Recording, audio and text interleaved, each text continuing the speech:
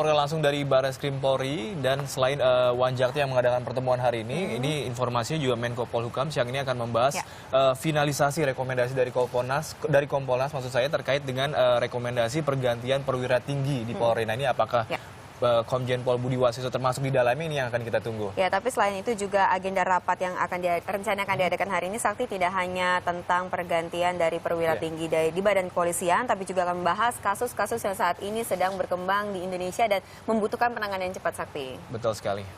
Dan di informasi selanjutnya, Kapolda Papua Brigjen Pol Paulus Waterpauw hari ini resmi berpangkat Inspektur Jenderal. Ia resmi naik pangkat bersama 4 perwira tinggi polisi lainnya dalam upacara Kamis siang.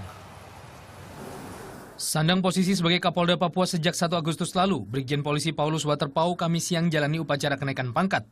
Dalam upacara di Rupatama Mabes Polri, ia resmi menyandang pangkat Inspektur Jenderal Polisi dengan bintang 2. Upacara kenaikan pangkat dipimpin oleh Kapolri Jenderal Polisi Badrodin Haiti. Irjen Pol Paulus Waterpauw sebelumnya menjabat sebagai Kapolda Papua Barat hingga akhirnya menggantikan posisi Kapolda Papua, Irjen Pol Yoce Mende, yang memasuki masa pensiun. Sesuai peraturan, Polda Papua yang masuk ke dalam tipe A harus dipimpin Jenderal bintang 2.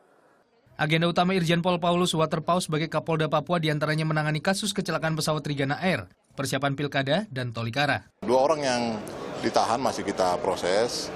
Kemudian ada upaya memang kemarin dari pihak gubernur memediasi, memfasilitasi. Saya memberikan penjelasan terus kepada mereka.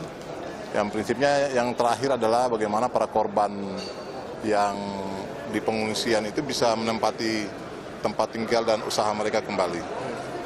Sementara untuk persiapan pilkada, ia akan meningkatkan pengamanan di daerah rawan di Papua. Pada saat kami deklarasi damai di titik 0 Indonesia bagian timur, yaitu di distrik Sota, Merauke, kami sudah menyatakan pada 3 wilayah sebenarnya yang memang pada umumnya 11 wilayah di Papua itu rawan, tetapi melihat dari mekanisme proses pemilu kada kali ini kan agak berbeda.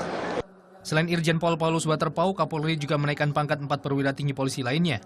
Mereka adalah Irjen Pol Setio Wasisto, Irjen Pol Heruwinarko, Brigjen Pol Denny Gabriel, serta Brigjen Pol Amir Rahman Lubis.